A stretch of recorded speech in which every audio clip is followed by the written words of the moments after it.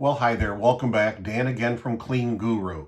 So, what's the one secret to getting a fast-growing commercial cleaning company? Before I answer that, hang in there because right afterwards, I'm going to give you 3 very specific practical tips that I think can serve your company well. But let me answer the question. What's the one secret? I don't think there is one. And I also don't think that you want there to be one secret to having a great, fast-growing, profitable cleaning company.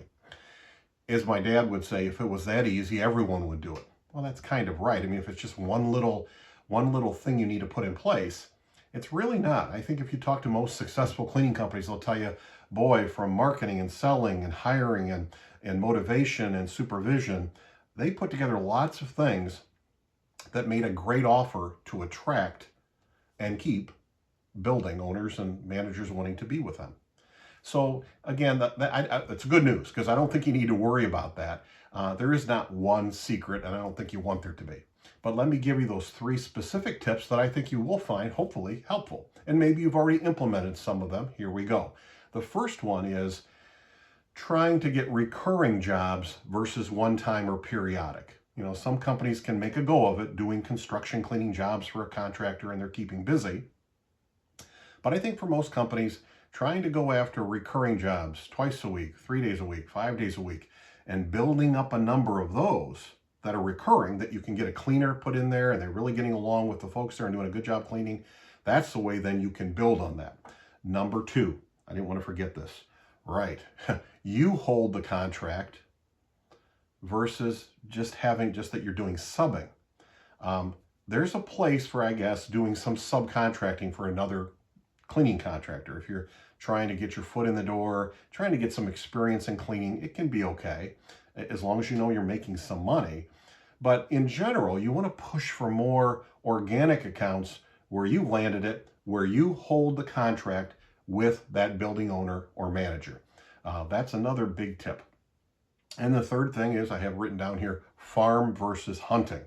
Hunting can be exciting, going out on the hunt to find and cleaning, going out to land a job and going around an area to go door to door and hunt down a job. But in general, farming is more steady and it's more scalable.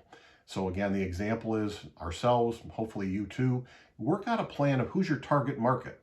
I don't know, 200, 300, 500 companies you noticed all over that you know fit the mold of who you want, and to go after them in a farming manner.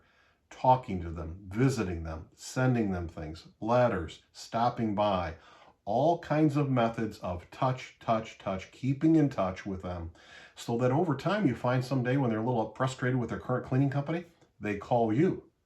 This is what happened to us a lot. And the nice part of that is when they get to know you because you're communicating regularly, farming, often we got called and we weren't bidding against all the time 3 or 4 other companies. Like when they're going out for bid, they called us because maybe they just want to change a cleaning company and they wanted a proposal just from us.